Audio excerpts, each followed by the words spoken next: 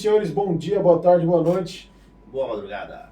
É isso aí, boa madrugada também, bom da madrugada. Estamos começando mais um Prosa Podcast e agora... Pode falar, mano. Cara, hoje é lugares diferentes, né? Geralmente eu sento nesse lugar que você tá, né? É, você vê, a gente trocou a dinâmica aqui.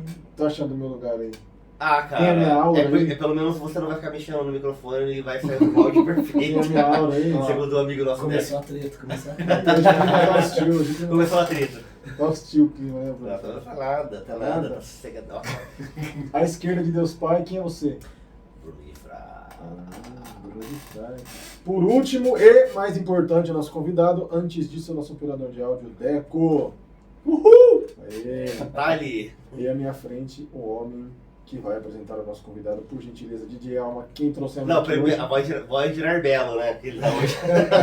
Mistura de Lula com Nair Belo. Infelizmente, desde quarta-feira. Fumou 3 cigarros antes de ir pra cá. Você é louco, cara. Tô tentando sair dessa Três rouquidão. Malboro. Derby. Ele tá com a voz daquele pastor Mirim lá, tá bom, Ele de power, ele de best. Depois de ver, nossa, velho. Ele destruir Roma. E hoje, nosso entrevistado, caindo tudo aqui, calma aí. Vai, Miguel, pastor Miguel. Nosso camarada, que tem um olhar artístico, brilhante, ô louco. Ó, Beto Salgado. Aê! Show de bola, prazer estar aqui. É uma oportunidade de a gente poder trocar uma ideia, conversar, né? Falar um pouquinho, poder falar um pouquinho sobre mim e a gente ir trocando ideia. Acho que a conversa é boa, a prosa é boa, né? Pô, massa, Betão. Cara, você é um cara que é indicado por muitos artistas aqui, né? Sim. Todo mundo falou sobre o seu trabalho, pela qualidade, pelo olhar, pela sua forma de visualizar e congelar o tempo ali, né? Mas gostaríamos de saber como é que você começou, se já entrou na fotografia de cabeça, como é que foi esse processo até chegar ao artista de hoje? Ixi, demorou, viu? É aquela coisa, né? A gente sempre pensa que aquilo que a gente faz bem, a gente já vai começar numa carreira linear, né? Tipo, uma linha reta, assim. E na verdade não, né? A gente começa de um jeito, vai pra cima, vai pra baixo, até chegar onde a gente realmente quer, né? Eu viajei bastante por vários lugares, né? Eu comecei, né, a minha vida, assim, nem pensava em fotografia, nada. E eu comecei trabalhando, né, com contabilidade, cara, tipo, nada a ver, fui ser office boy, aí comecei, você vai seguindo, né, é aquela coisa, né, tipo, o pessoal da classe média, né, o pessoal mais, assim, que não nasceu herdeiro, tem que trabalhar e tem que se virar, né. Não, office boy é uma coisa que não existe mais, né? Não existe, os caras não sabem o que é ser office boy. Né, o tempinho que a gente ficava no fliperama, não precisa falar nada. Mas ir ao banco, ir ao banco, ficar na fila, com um malote gigante, tipo, e assim, Cartório. eu tô falando de uma época, tô falando de 95, né, cara? Então, era uma época ali que a criançada podia trabalhar. Você era do Guardinha Mirim também ou não? Não cheguei aí pro Guardinha Mirim. Eu já fui direto, e até foi engraçado, porque foi uma época que... Eu até corri do Guardinha Mirim. Foi uma época que até eu comecei a trabalhar porque eu queria sair, queria, né, paquerar as menininhas, tá com 12 anos e tal, queria conhecer o mundo, né? E, pô, meu pai dava 2 contos pra mim, cara, R$2 pra eu poder... Vai lá e volta o troco ainda, né? Era dinheiro, pô. Aí eu falei assim, eu preciso arranjar um trocado, né? Aí, vai trabalhar. Aí fui procurar alguma coisa, foi engraçado que eu saí com um currículo, não tinha nada no currículo, Só o nome, só o nome e tal, Nome e dele. comecei a procurar alguma coisa, porque eu já tinha feito curso de informática, então tinha algumas coisinhas que eu já tinha feito. Datilografia e tal. também? Datilografia. Não assim, cheguei, cara, nem tanto. Não. Mas eu já cheguei fazendo MS-DOS, tá ligado? MS-DOS, é antigo. MS-DOS é treta. Aí eu comecei a fazer os cursinhos e tal, daí eu fui procurar um trabalho, e acabou que, era o contador amigo da minha mãe, que não sei o que e tal. Eu disse, tem um trampo aqui pra você. Vem cá, office boy. Ah, beleza. E eu comecei ali. Então comecei a trabalhar com isso. Aí fiquei um bom tempo trabalhando com isso, né? Então fiquei já na área da contabilidade. Eu fiz um curso técnico de contabilidade. Na época o curso técnico era de 3 anos. Né? Então saí formado. Hoje eu tenho CRC. Aí depois chegou uma hora... Puta, quando você começa a trabalhar muito cedo, chega uma hora que você enche o saco, né? Você não quer mais saber disso. né? Eu já não queria saber de contabilidade, saber de nada. Chutei o balde. Como não tinha grana para pagar uma faculdade, eu fui trabalhando e banquei um cursinho, né? Para vestibular, eu pensei, vou fazer uma federal, estadual e tal. E acabei indo lá para Juiz de Fora. Passei na Federal de Juiz de Fora, fui fazer história. Tipo, não tinha nada a ver com contabilidade. Contador de história, que Deus Contador de história. E aí começa a jornada, né? Porque quando eu fui para lá, meu irmão tinha começado a fotografar. Isso era 2003. Meu irmão começou a fotografar. Só que assim, putz, nunca tinha tido nenhum contato com fotografia, necessariamente, assim. E minha família não tem esse costume. É a foto de filme ainda, né? Sim. 12 poses, 24 poses, né? Era filme ainda, analógico. E calhou que um cara tava vendendo um equipamento lá, e era um equipamento assim, o cara recebeu acho que de herança e não ia fazer nada com o negócio. E os equipamentos eram muito caros, né? E tava vindo do Japão. Aí beleza, aí o cara falou assim, ó, tem um equipamento aí barato, eu vou... Meu irmão falou, né? Falou assim, pô, é uma oportunidade, você pode pegar e fazer negócio, porque você vende e ganha uma grana, né? Eu falei, beleza. Fui lá, tinha acabado de receber uma rescisão. Eu falei, vou comprar, comprei, aí caí na besteira de colocar um filminho e testar. Putz, meu, fui fotografar o show até do Paralamas, velho. O Paralamas tinha acabado de voltar, porque o Herbert Viana tinha sofrido acidente e tal. O show foi aqui no Vale mesmo? Foi em Taubaté. Pô. Ali no... acho que era... ali a associação? Estrutura? Não. Associação. Era associação ou TCC? Eu não lembro. Acho que era associação, é. Foi, né? E foi muito louco. Puta, você viu o cara numa cadeira de roda, velho. Você viu o cara numa cadeira de roda e o cara fazia a galera levantar do jeito que o Herbert Viana fez. Tocando muita guitarra. Nossa, muito, cara. Foi muito emocionante, cara. Foi emocionante pra caramba. E lá eu não sabia nada de fotografia, né, cara? Eu peguei, coloquei o filme, a câmera no automático, coloquei o filme, pá, mandei bala. Quantas poses que era o filme, você lembra? Era 36. Puta, muita coisa. Era caro o filme desse, né? Não, caro o filme, caro revelar, caro tudo, né? E o legal, assim, né, pra quem conhece de fotografia e tal, foi um filme pró-imagem. Nossa. Que era ISO 100, tipo, não era nem o ideal pra fotografar o negócio. Mas enfim, fui lá, fiz a foto e tal. Aí depois, né, 4 dias pra poder ver se a foto ficou boa ou não, né? Saiu umas fotos legais, cara, umas fotos bacanas. Que bom que não queimou nenhuma, né? Sabe, queimou uma ou outra lá, não ficou tão boa, mas saiu umas fotos bacanas, deu pra salvar alguma legal. coisa. E, cara, eu consegui achar essas fotos, porque eu dei de presente pra um amigo meu. Caraca. E ele colocou no estúdio de som, de áudio dele. Aí eu falei, caraca, velho, você tem essas fotos, eu sempre falo dessa história, eu sempre falo dessas fotos. E eu não tenho essas fotos mais, né, porque eu perdi os negativos e tal. Aí ele falou, pô, deixa eu tirar uma foto disso aqui. Eu tirei a foto do áudio. Até hoje, eu dou, nas minhas aulas, quando eu tô fazendo a apresentação, eu mostro as fotos que eu fiz. Assim. Produtor, coloca a foto do cara. Mas eu mando depois. E eu vi assim, não tava tão ruim, né, pra época, assim, não sabia nada, né. E aquilo foi um negócio que mexeu comigo, cara, porque foi eu que fiz.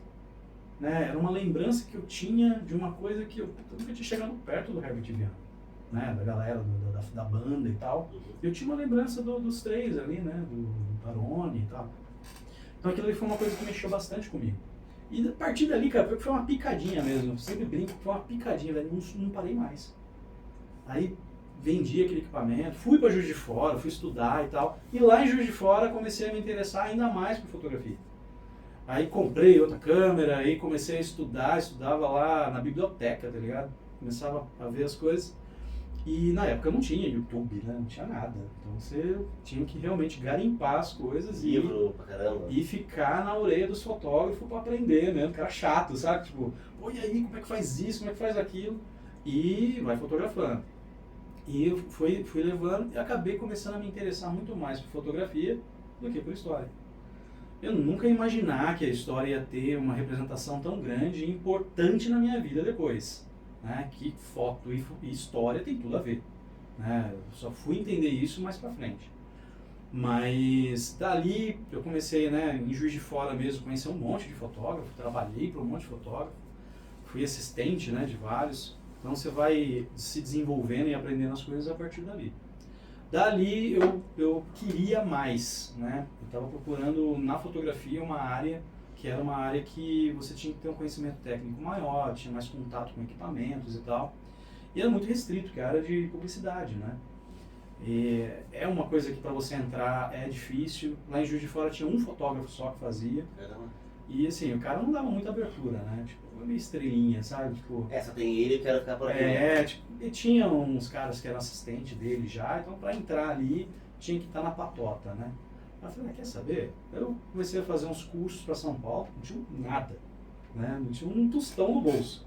Aí fazia um trabalhinho ali, alguma coisa, juntava o dinheirinho, vinha fazer um curso aqui em São Paulo. Aí aqui eu comecei a conhecer uma galera, né? Comecei a conhecer uns fotógrafos e tal. Comecei a participar dos fóruns de fotografia, eu falo isso até naftalina. Aí comecei a fazer, né, parte desses grupos e tal. E nisso apareceu a oportunidade lá de ser assistente de um estúdio de fotografia publicitária em São Paulo. Ah, meu, daí acabei largando tudo lá em Juiz de Fora, tranquei minha faculdade e falei assim, quero ver como é que é essa, né? Fui pra São Paulo, capital, e, meu, fui com a cara e a coragem.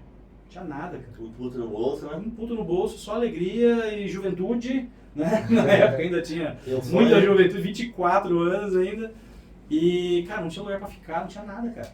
Fui pra lá, aí o fotógrafo, né, me curtiu e tal, viu que eu tava afim mesmo de aprender e já conhecia bastante coisa, né?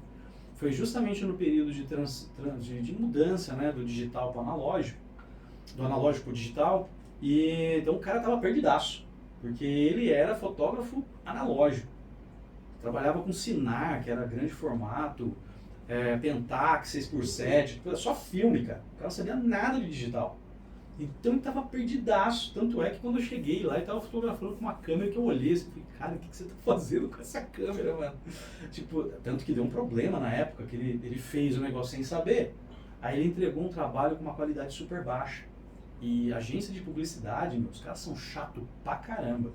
Tipo, diretor de criativo, né, o cara que é diretor de arte de agência, meu, primeiro que os caras têm uns Mac, assim, umas telas gigantes.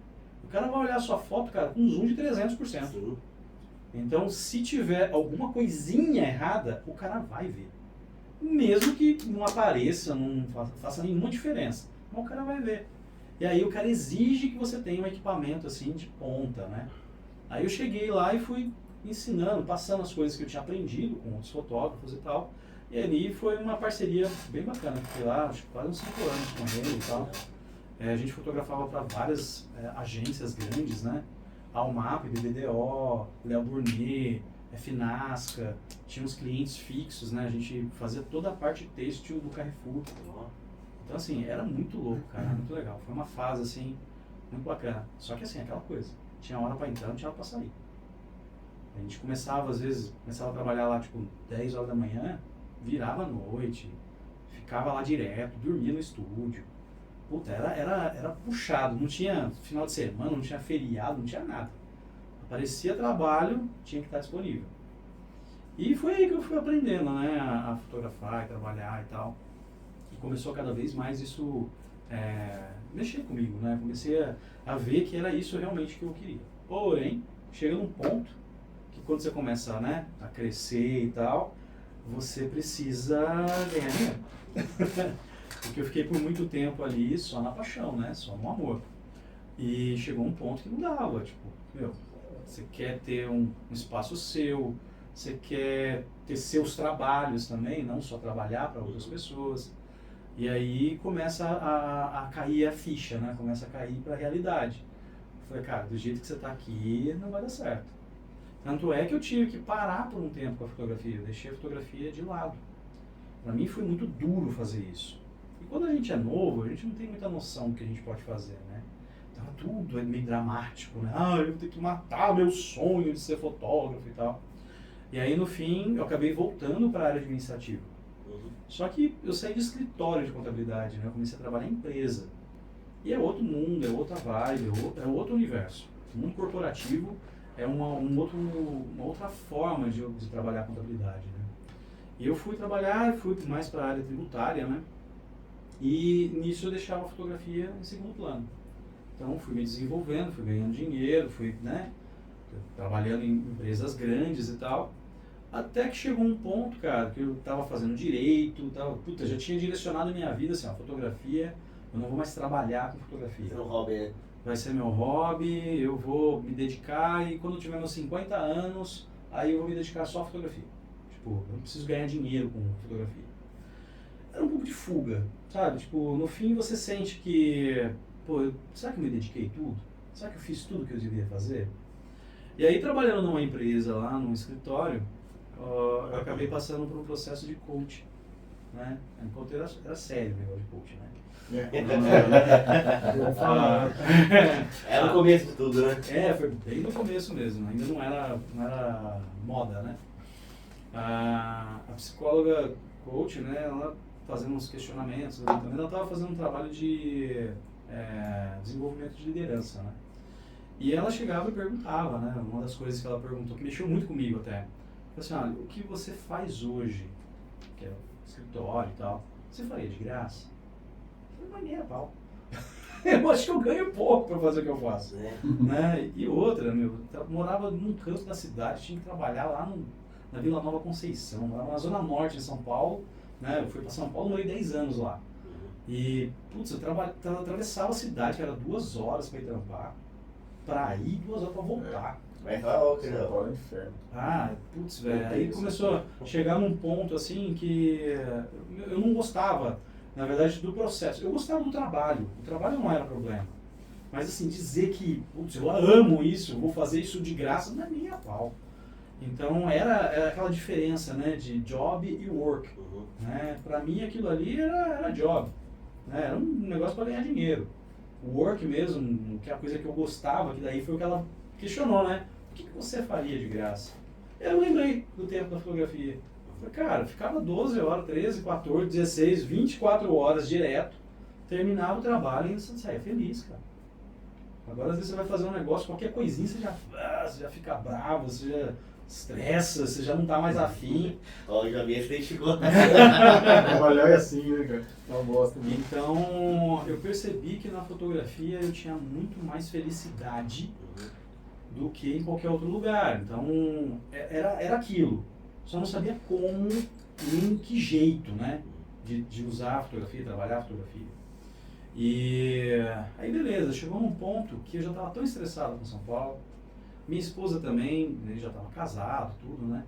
Ela também estava estressadíssima, já com estafa de São Paulo. E eu falei assim, meu, o que a gente está fazendo aqui? A gente trabalha e só sobrevive aqui. São Paulo é caro pra caramba para você viver. Né? Você tem uma vida mais ou menos, você tem que ganhar muito bem. E, putz, o estresse, tudo, a gente não estava vendo perspectiva. Aí eu falei, quer saber? Vamos voltar pro interior? Voltar pro vale, né? Porque nossa família tá aqui. Aí meu pai também já estava mais velhinho e tal. Eu falei assim, eu quero curtir meu pai, curtir minha mãe, tá por aqui. Eu tô muito mais maduro agora. Eu acho que eu decidi, né? Tava decidindo voltar a trabalhar com fotografia. A me dedicar realmente. A empreender, porque até então eu nunca tinha empreendido de verdade. Eu falei assim, meu, tive tanta formação, tanta coisa, né, na área, agora eu quero aplicar. Eu acredito que eu consigo, acho que eu vou ter retorno disso. Estou muito mais maduro agora para fazer algo assim. Aí acabamos fazendo uma loucura, eu não aconselho para ninguém fazer isso, porque transição de carreira, onde você chuta o balde, velho, Eu sei como é que é. sai caro, você acaba pagando um preço assim que você tem que estar com um psicológico muito bom para você segurar a onda. Eu confesso que isso é uma das coisas que eu me arrependi um pouco de ter feito. Mas eu não vejo outra forma de ter feito. Tipo, não daria para fazer um negócio muito devagarinho, sabe? Teve que ser, tipo, Teve que... direto, né? Teve que... Sabe aquela coisa de você saltar? Salta, velho.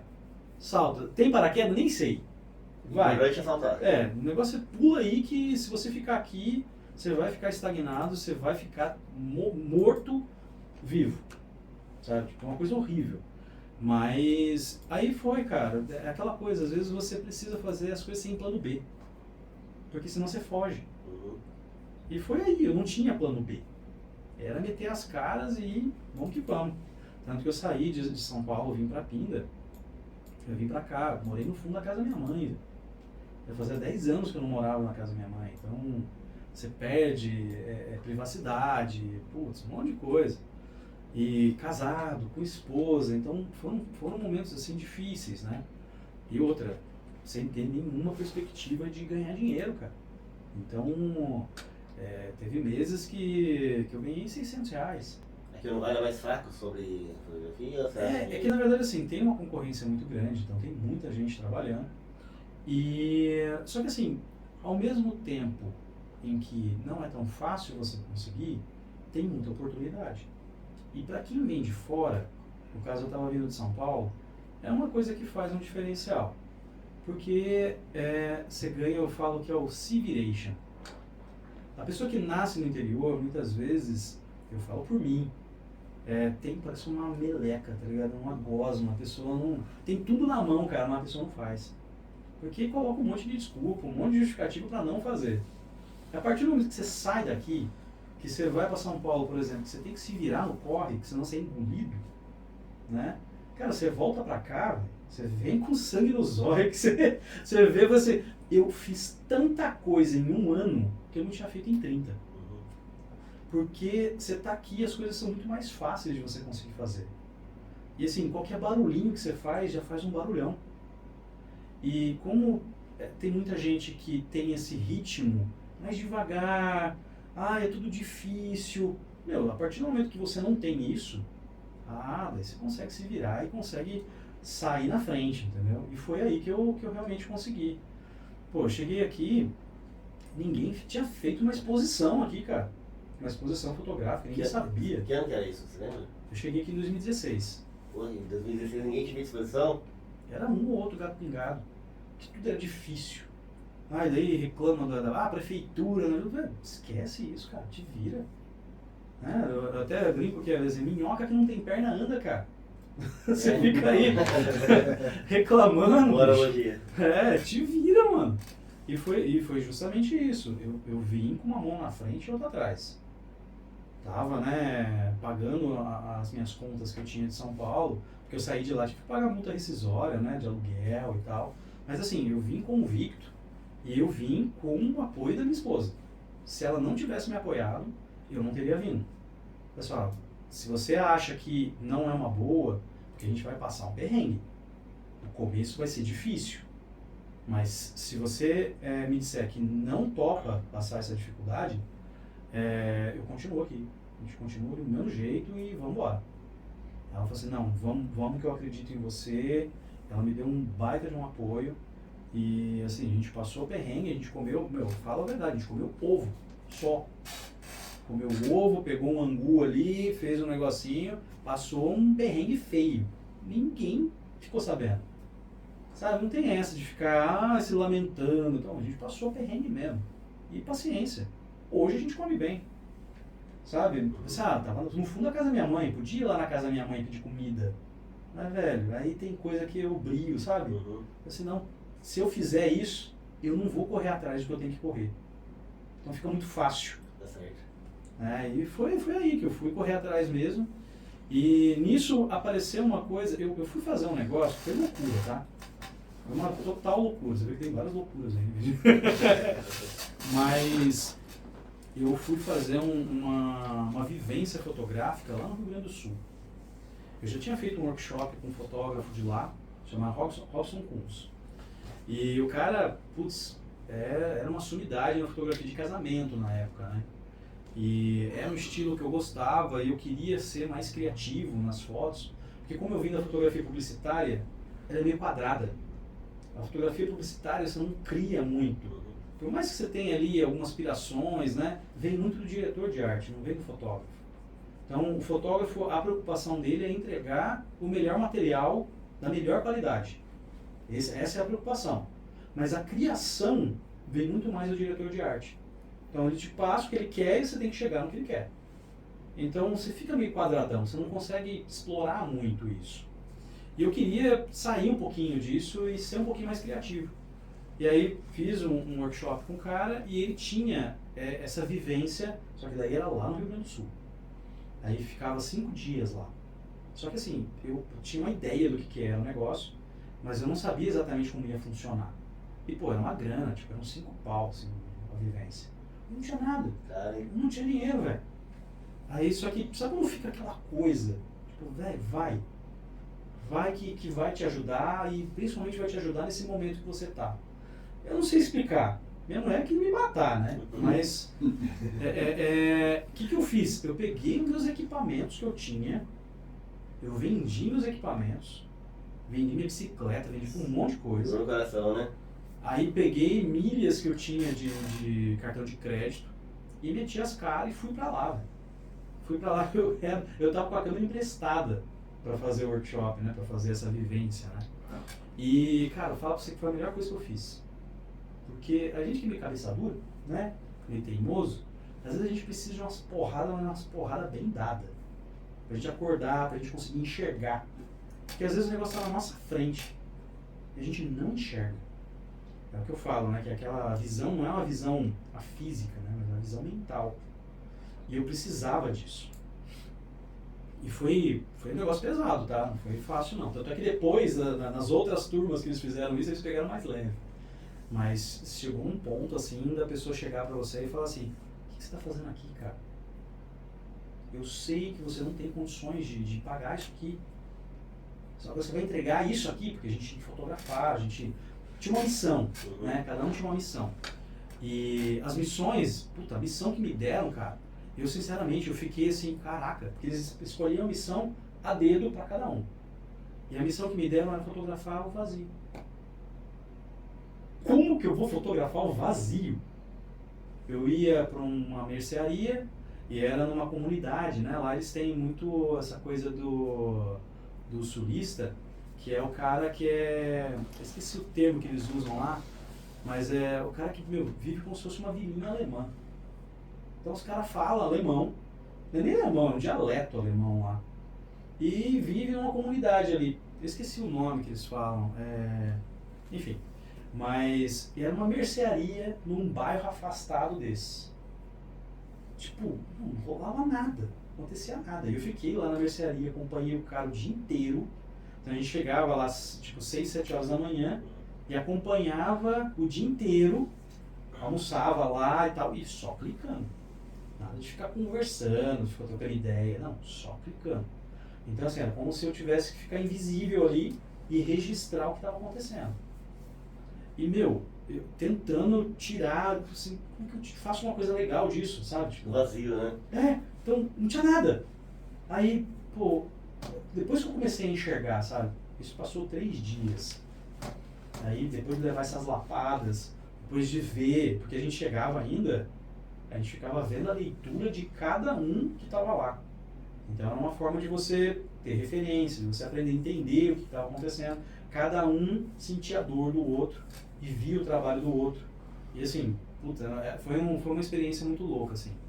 E chegar num ponto do cara chegar e me chamar essa atenção, eu falei assim, não, peraí, eu não vim aqui para isso. Assim, eu não vou te decepcionar. E na verdade eu não vou me decepcionar. Não estou fazendo isso por você, estou fazendo isso por mim. E foi, cara, foi puxado, mas chegou no final, eu consegui enxergar coisa que eu nunca tinha imaginado enxergar, cara. Eu comecei a olhar minhas fotos assim, caraca, velho, tava aqui, agora eu consigo ver, tava na minha cara, eu não conseguia ver isso. Enquadramentos, movimentos, coisas acontecendo, e aí sim eu consegui fotografar, mostrar aquele vazio, Essa sabe? mercearia, né? Cara, outro mundo, era outro universo, cara, é muito louco. E assim, eu te falar que eu demorei um tempo para poder assimilar, digerir tudo que eu aprendi lá. E eu levei umas porradas bonitas, mas era assim, não era pessoal no sentido de para me desanimar. Não, é porque eu precisava realmente. Sai dessa teimosia, enxerga, tá aí na sua frente, olha. E assim, foi pesado, mas ao mesmo tempo era necessário, vamos dizer assim, não foi à toa. E nisso, cara, me ajudou pra caramba a ter essa visão, enxergar a fotografia como eu enxergo hoje. E o quanto eu vi a importância da fotografia na minha vida e no mundo e na vida das pessoas. Então mudou completamente o meu significado de fotografia. E aí juntou a questão da história, né? Aí juntou muitas coisas ali. Eu acho que uma das coisas mais interessantes assim que aconteceram comigo, eu vi a importância de ensinar isso. Porque as pessoas não enxergavam a fotografia como eu enxergava. E pra mim aquilo era doído. Porque, assim, como vocês não veem o que eu tô vendo, sabe? Tipo, essa coisa. Aí, além de fotografar, aí eu comecei a desenvolver essa parte da educação. E daí juntou lá também no curso de História. Então, nunca imaginei que o curso de História ia fazer algum sentido para mim algum dia na minha vida, que não fosse só pela curiosidade, né, da história. E aí eu comecei a abrir a escola de fotografia aqui em Pina, na Luminária, e comecei a dar aula. Comecei a dar aula de fotografia, e aí comecei a me estabilizar melhor, né, porque daí eu peguei todo o conhecimento que eu tive até aquele momento, comecei a passar para as pessoas, né, formar fotógrafos aqui. E mostrar que as coisas eram muito mais fáceis do que eles imaginavam que eram. Então eu formatei, né, um curso que era o que o Beto lá de trás queria ter feito. Então foi um trabalho, né, que não foi fácil, né? A gente fala hoje aqui, parece que foi super fácil, mas não é. Tipo, fui testando, aí apliquei tudo que eu aprendi, né, sobre empreendedorismo. No próprio curso eu ensinava a parte contábil, a parte financeira, que é a dificuldade maior da maioria dos artistas, né? Sim, dá valor pro seu trabalho, né? Pra isso. Porque pra mim era uma coisa muito simples, mas eu via que as pessoas não sabiam calcular quanto custa a sua hora. Não sei calcular, não sei como que eu chego nesse número. Tipo, pro artista, de uma forma geral, isso é muito abstrato. É uma coisa que, putz, é cálculo, né? Então, muitas vezes o artista foge disso, né? E é onde é o calcanhar de Aquiles, que é justamente o cara tem um trabalho magnífico, mas o cara não sabe cobrar, né? Não pega a parte de negócio. E o curso que eu desenvolvi, ele tinha... Pode continuar, é que eu... Pior que eu tirei o som, hein, cara. Tocou? É o papai ligando. Vou tirar o Beto. Papai ligando. É o tempo da aguinha. Não, mas você falou é interessante sobre dar aula de fotografia, porque não tem pra cá. O nosso amigo Djalminha, ele fez um curso de fotografia, Senac Guará. Fiz lá no Senac de Guará. Então, porque não tem nada que possa... Pô, a pessoa quer fazer uma coisa de fotografia, não tem formação nenhuma. Então é interessante pra caramba. Sabe o que é legal? Puxando um gancho um pouquinho do que o Djalma estava falando. Ele falou assim, ó, fotografia, como é que você fez isso? É congelar o tempo, não sei o quê. Então ele tem a definição que eu ouvi breve, ele falando sobre isso. Diretor de fotografia de cinema não necessariamente é uma fotografia estática. É uma pergunta de leigo que eu estou fazendo. O que é fotografia? E se você puder me dar duas definições sobre tecnicamente o que é e o que é para você filosoficamente. Então, a fotografia, ela tecnicamente é o registro da luz. Para mim, foi uma forma... No cinema também. Na verdade, o cinema nada mais é do que uma fotografia em vários quadros. Certo, perfeito. Né? Porque você tem a sensação de movimento, mas o movimento não existe. Né? Porque você faz ali aquela foto. Tanto é que você tira o frame, né? Você pega um frame, é uma foto. O diretor de fotografia ele faz justamente isso. Ele pega a ideia do diretor e ele transforma em uma imagem. E aquela imagem vai representar o que o diretor quer. Né? Então, quando a gente fala de fotografia, você realmente desenhar, pintar, escrever com a luz. Né? Então, sem luz não tem foto. E a fotografia, para mim, ela foi uma forma de suprir uma frustração que eu tinha, que era de não saber desenhar. Eu sempre tive um pé esquerdo e minha mão direita. Todos os meus amigos, os caras desenhavam pra caramba, meu irmão desenhava bem pra caramba, eu não desenhava nada, né? Só o palitinho ali, olha lá. Só no vegetal, papel vegetal, né? Então, assim, foi uma forma de eu começar a me expressar. Né? A fotografia me ajudou bastante com isso. E hoje eu defino a fotografia como uma forma de manter a minha imortalidade, né? É poder registrar o tempo. É a única arte capaz de congelar o tempo. Nenhuma outra faz isso. Porque você faz aquele microsegundo ser registrado eternamente. Nunca vai se repetir aquela foto. Aquele microsegundo você pode tentar fazer ele o mais parecido possível, mas ele nunca vai ser igual. Né? Louco, né, pensar nisso, né? Não, e é uma coisa louca, porque assim, só depois que você pensa nisso que você vê, putz, é óbvio, né? Mas a gente não consegue pensar nisso. Porque imagina, a gente faz uma foto aqui agora, daqui a 2 semanas pode ser que não exista mais isso aqui. Né? Evoluiu, cresceu, né? Tem essa coisa boa. Sim. Eu tenho foto, por exemplo, de pinda, que já não existe mais. De pessoas que não existem mais. Pessoas que não existem mais, lugares que não existem mais, paisagens que não existem mais. Ah, tem do João do Pulo, Homem de Lata. Cadê? Sumiu, não existe mais. Agora só existe na minha foto. Na rotatória não, né? Existe ainda lá, mas não A existe. fotografia ela é uma memória viva do fotógrafo, né? É. Outras pessoas. E assim, é muito louco porque a fotografia é para as pessoas que... E aí você vai, né, para cada área da fotografia. A fotografia é uma comunicação, né? É uma linguagem visual. Então você se comunica através da fotografia. E isso é uma coisa muito louca, por exemplo, a gente esquece que existe essa linguagem. A gente está muito acostumado a falar e a escrever. Mas se eu pedir para você, descreve esse copo aqui para mim, que a gente está vendo aqui na frente. Você vai falar, ele é preto, tem a boca menor e tal, enfim, vai falar um monte de coisa. Só que assim, quem garante que a pessoa que está recebendo essa informação tem as mesmas referências que você tem para entender o que você está falando? Porque o Prometheus pode ter uma outra ideia do copo, né? Se tiver de olho fechado, talvez eu não entenda o que você vai falando. Agora, se você tirar uma foto e mandar no zap, ela vai saber o que é Na o copo. hora. E é uma linguagem, você está descrevendo o copo, não é? Então, a partir do momento que você consegue entender o que é a imagem, você vê o poder dela. Né? Você conseguir falar sem dizer uma só palavra. Você ultrapassar a barreira da língua, da linguagem. É como fala, né? Uma imagem vale mais que 1 palavras, né? Ali, Faz sentido, né? ali está Agora faz total embutido, sentido. ali está embutido muitas mensagens, né?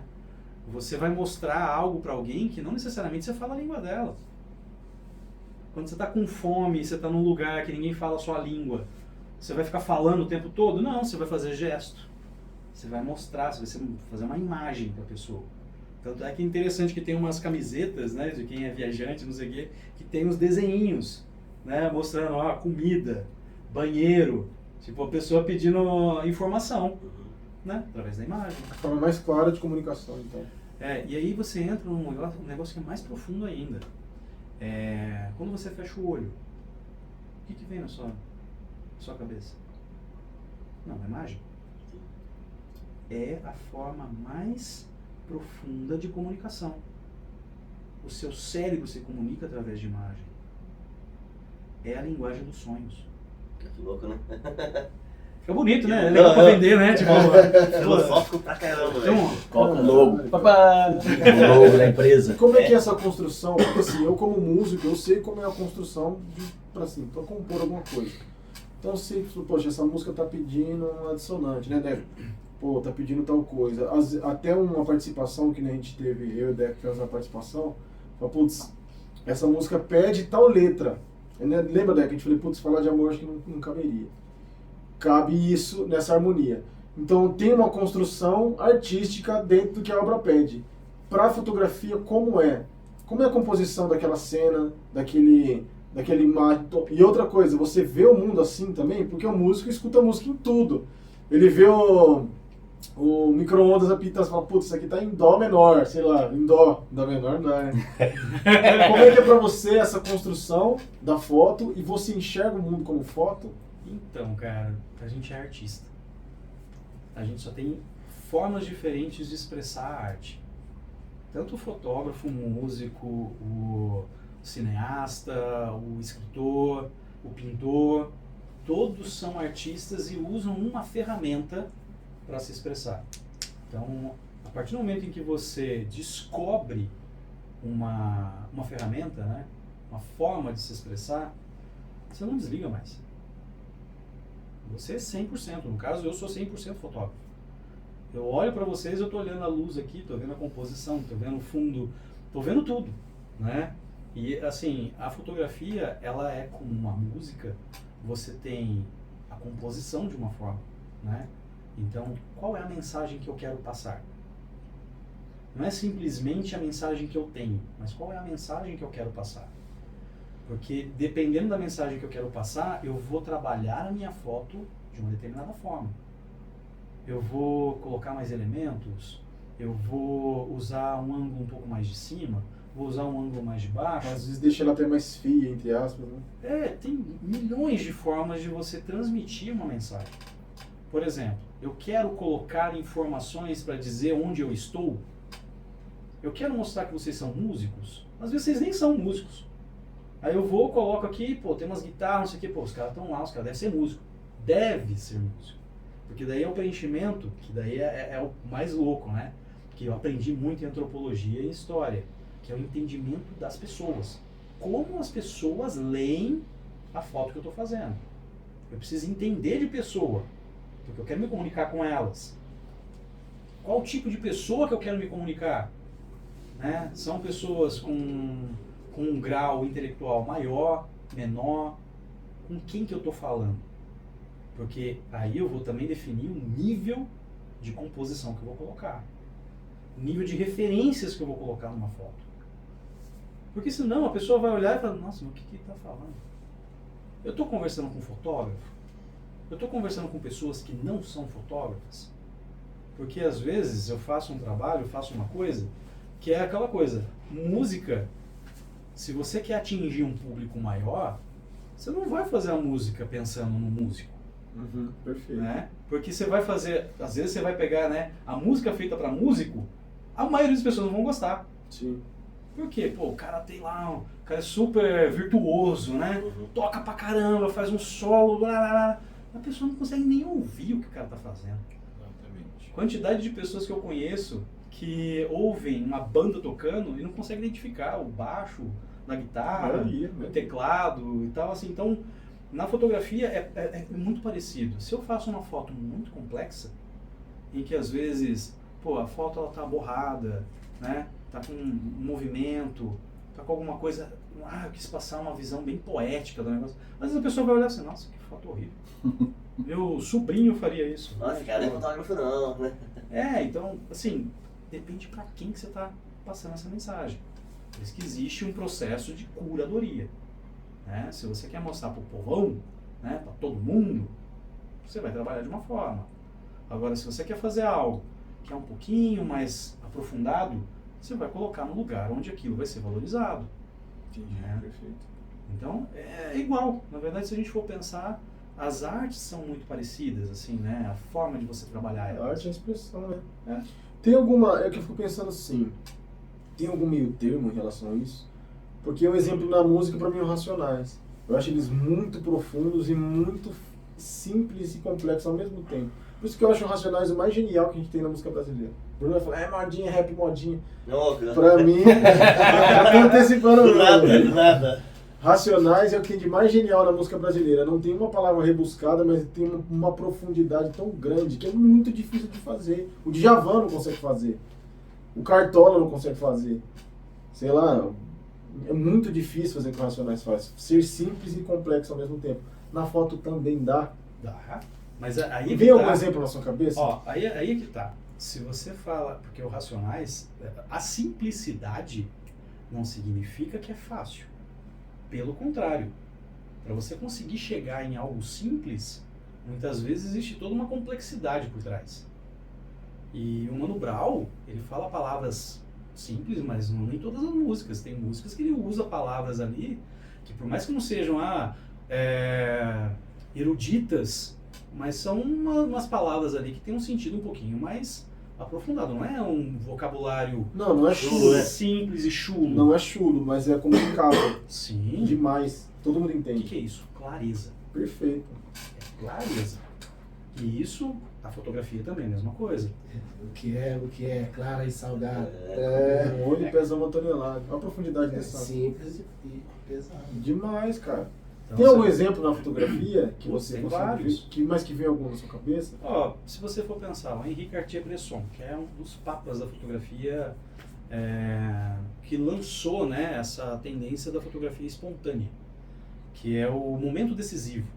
Né? Então, a partir do momento que você tem a fotografia saindo daquela coisa mais posada e você começa a usar esses momentos que são únicos, você começa a ter expressões e ter momentos ali que trabalham muito isso, né?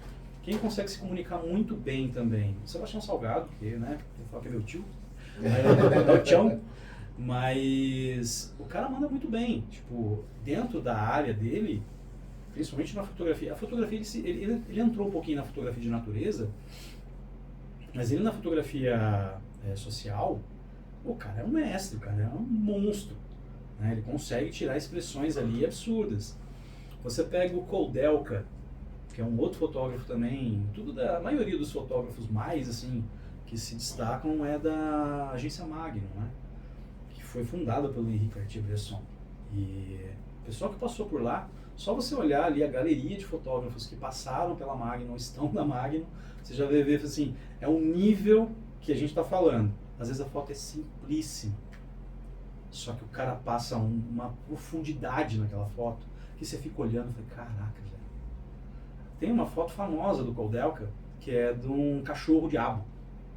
Ele pegou o cachorro, é um cachorrinho simples. E é legal que tem um livro que chama Magnum Contact Sheet, que é o contato, que é o processo criativo do fotógrafo. Porque você só vai ver a foto que foi escolhida. Mas tá, e as fotos que foram antes, as fotos que foram depois? Da hora. Então nesse livro você tem. Legal. Então assim, ele pegou um cachorrinho, acompanhou o cachorrinho, foi seguindo e tal, não sei o quê. Aí até que chegou numa composição, onde ele estava, acho que numa parte gelada, né, de gelo e tal. E aí, o cachorro fez um movimento que o jeito que ele ficou que parecia estar com um chifre. Aí era um cachorro, cara. O cara foi lá e fez o negócio parecer com um chifre, assim, num fundo branco, um contraste. Só tem um cachorro. Cachorro e um fundo branco, assim, algumas informações. Mas a foto ganhou um impacto. E é uma foto super famosa do Koudelka. Então, e simples. Tipo, não tem muita informação, não tem muita coisa. Do Henri Cartier-Bresson, ele fez uma foto pegando o cara pulando numa poça d'água com um guarda-chuva. Eu acho que eu já vi essa. Uma foto super famosa. O editor vai por aí, né? As fotos. Né? Já vai ter que editor é fotógrafo também, né? Então, Mas ele é engraçado Editor porque assim, até depois, né, tem algumas entrevistas com o Bresson que ele fala, né, que assim, eu nem vi o que eu estava fazendo. não tenho noção. Né? Porque ele falou que encaixou a câmera e ele não viu. Ele só fez a foto que ele olhou assim, fez a foto e pegou o cara. Então foi bem na cagada. Mas ele estava preparado, ele estava ali, ele estava esperando. Ele só pegou realmente o momento decisivo. Ele não sabia o que ele ia fazer, mas ele sabia o que ele estava fazendo. Sim, exatamente. Então, assim, você vê que a fotografia, ela pode ser uma fotografia extremamente complexa, né? Tem alguns fotógrafos, Alex Webb, por exemplo, que ele tem um estilo de fotografia usando composições através de camadas. Então, você vê coisas acontecendo na primeira camada, na segunda camada e na terceira camada.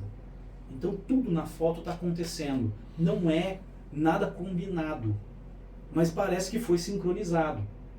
Isso é o cara tá ali preparado, esperando, fazendo 1 milhão de fotos. Isso é visão né? artística. E assim, e são coisas assim, se você faz uma foto e a pessoa não sente nada, né, não tem nenhuma expressão, cara, isso não tem graça. É uma foto que é esquecível. Mas a partir do momento que você olha para uma foto e você sente alguma coisa, percebe alguma coisa, você vê que você acertou. Legal. Né? Então, tem muita coisa que você vê e aquilo mexe com você. Nem tudo vai mexer com você. Porque o processo do artista, ele não para no artista. O artista cria, se expressa, mas é algo vivo. Que ele tem um contato e ele se transforma quando é recebido. Então a arte, ela se completa quando alguém vê. Quando alguém consome. Sim. Né? E esse resultado não dá pra gente imaginar o que vai ser. Sim. Só para ter uma ideia. Uma vez eu fiz uma exposição, e aí, quando eu comecei lá, né, em 2016 fazendo exposição aqui, eu fiz uma exposição num lugar que até já fechou, já que hoje é o Chiquinho Sorvete lá. Uhum. Antigamente era o Crepe das Artes. Crepe das Artes. Trabalhei no Crepe das Artes. Tudo, cara. Não pode falar mal, hein? Vamos lá. Agora pode, já saiu, né? Foda-se. Não, mas é uma delícia as coisas de lá. Nossa, Trabalho que não é, né? Eu trabalho Também era bom, também era bom. não, é muito legal. E lá a gente eu fiz uma exposição lá e eu fiz uma foto que era lá no bosque, né? Uma foto de um senhor sentado num banco e ele estava sentado bem na pontinha do banco assim, um sol entrando assim do lado esquerdo, batendo nele e ele olhando para o lado direito, né? E aquilo, na verdade, passa uma sensação, para mim, quando eu fiz, passava uma sensação de tranquilidade. Não era solidão. Sabe aquele solidão e tem um outro termo que fala solitude? Solitude. Que você tá bem, você não tá triste. Você tá sozinho, mas tá tudo bem. Né? É um momento seu. Eu fiz essa foto dessa forma, pensando dessa forma, né? E tanto é que eu tenho outras fotos do mesmo senhorzinho, só que em outro ângulo. Que daí aparece ele olhando a criançada que tá lá embaixo. Só que nessa foto só tem ele. A criançada tava lá embaixo. Eu tirei da minha composição. E aí tudo bem, tava lá a foto exposta e tal. Aí uma moça chegou, na época eu não conhecia ela e tal, mas ela chegou e começou a olhar para a foto e começou a chorar. Eu falei, meu Deus, o que aconteceu ali, né? Aí eu falei, não, e aí, tudo bem, né? O que está acontecendo? Ela falou assim, nossa, você não sabe quanto que essa foto é importante. Porque eu estava num processo de depressão e conversando com a minha psicóloga e tal, ela falou assim, olha, o que você gosta de fazer? Eu gosto de fotografar. Então pega a câmera e vai fotografar. E eu saí de casa, eu morava acho que na Vila São Benedito, eu saí de casa e vim aqui pro bosque. Aí fazia umas fotos e tal, não sei o que, e eu sentava justamente nesse banco. E eu ficava olhando, e era um dos momentos mais gostosos que eu tinha. Ela ressignificou a foto, totalmente. Então assim, para ela, olha o poder e o quanto aquilo representava para ela. E ela lembrava de um período que foi muito difícil para ela. Então aquela foto representava uma superação. Era um momento de paz profunda, né? Que ela estava muito sozinha, mas que representou algo muito importante para ela. Então, assim, para mim era uma foto, não era com essa profundidade, né? Até ela ter tido essa experiência. Tanto é que depois eu dei de presente a foto para ela, uma foto, né? Que era muito importante. Então, assim... Essa foto tá caindo aí. Tá, essa foto é no banco da frente do Rio Paraíba? Onde fica aquela parte de baixo de concreto, né? Isso. Cara, visualizei perfeitamente o que você falou agora. Legal. E aí, só uma pergunta, cara. Você é fotógrafo de vários nichos ou você, o Djalma, por exemplo? Tá de paisagem? Então, você fotografa tipo, qualquer coisa ou tem seu... Ou preferência? Olha, eu vou te falar, eu gosto de fotografar street, rua. Eu não gosto das coisas muito combinadas, eu gosto de pegar o natural. Tanto assim, isso eu trago para o meu estilo de fotografia, porque assim, a gente tem a fotografia que é a fotografia comercial e a fotografia que é a nossa expressão. São dois mundos um pouquinho diferentes. Por quê? O comercial, a gente tem a obrigação da entrega. Então, não é o que eu gosto, não é o que eu quero. Eu tenho uma visão muito clara do meu negócio, né, da fotografia, que eu tenho que atender meu cliente. Eu vou me colocar naquelas fotos, eu vou emprestar o meu olhar e o meu estilo naquelas fotos. Mas eu preciso cumprir alguns protocolos. Eu preciso cumprir algumas coisas. Né? Então, hoje eu fotografo alguns eventos, algumas coisas. Eu tenho direcionado muito mais para retratos e eventos culturais. São as coisas que eu mais faço.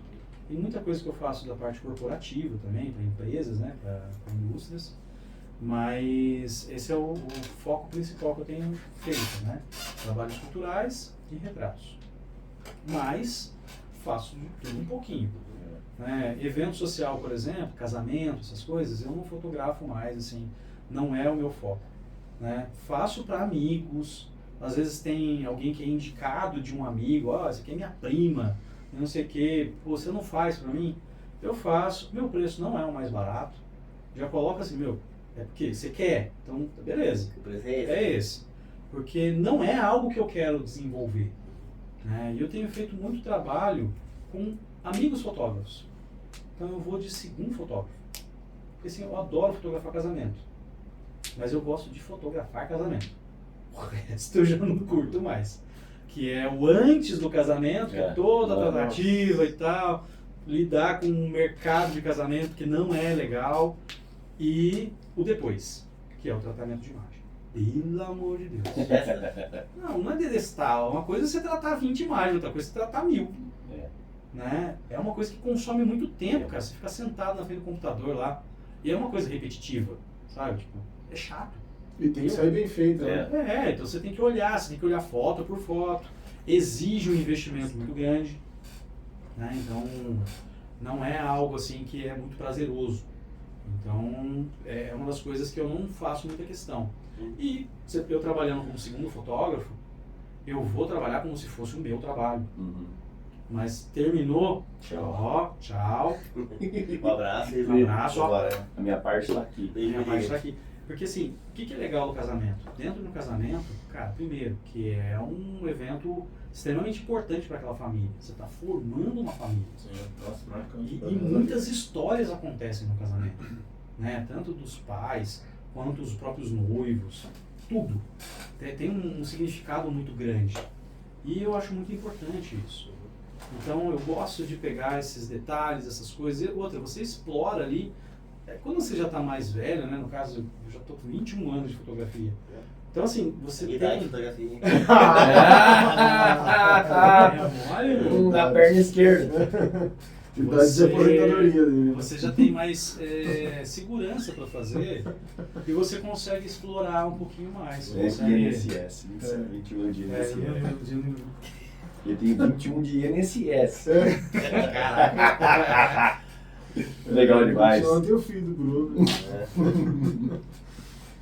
E aí, Bruno? Chegamos no Chegamos finalmente, nesse campo? Oi, passou rapidinho, Cara, muito, mano, cara. foi um tapa, velho. Porque o papo é interessante demais, cara. E pessoas interessantes, vamos falando, você fica cada vez mais interessado, envolvido.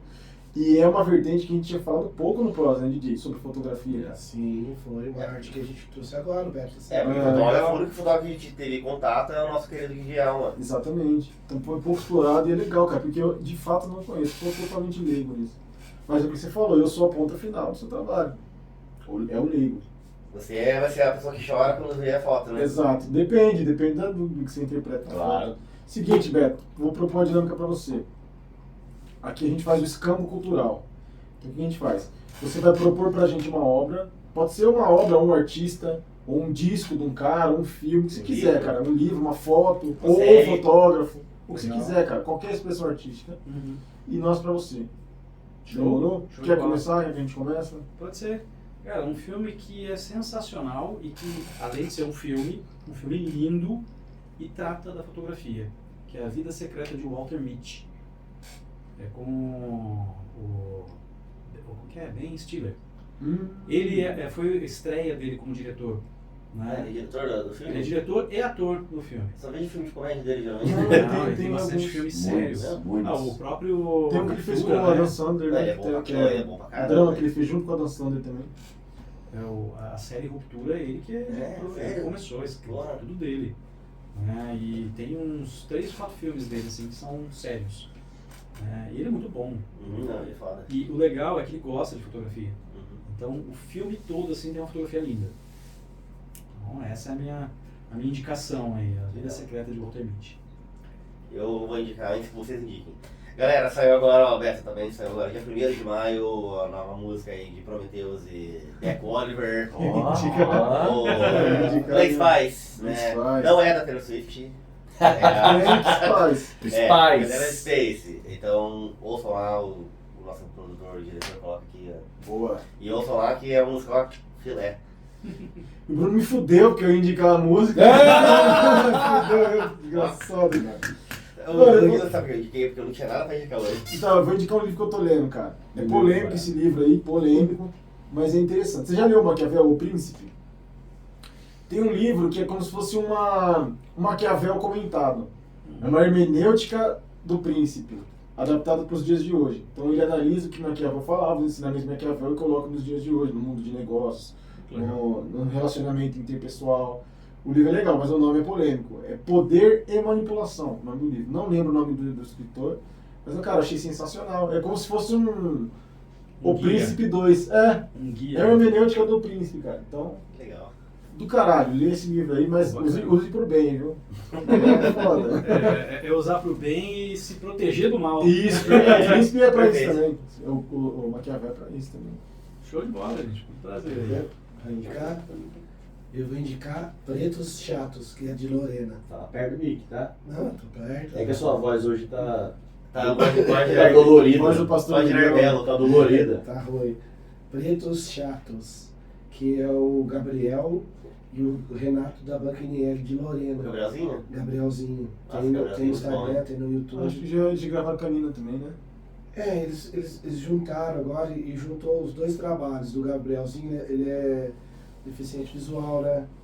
E o Renato, ele vem de um outro trabalho com o Banquinieri, daí juntou os dois trabalhos. Ele, tipo assim, é cego e fala assim, pega a visão.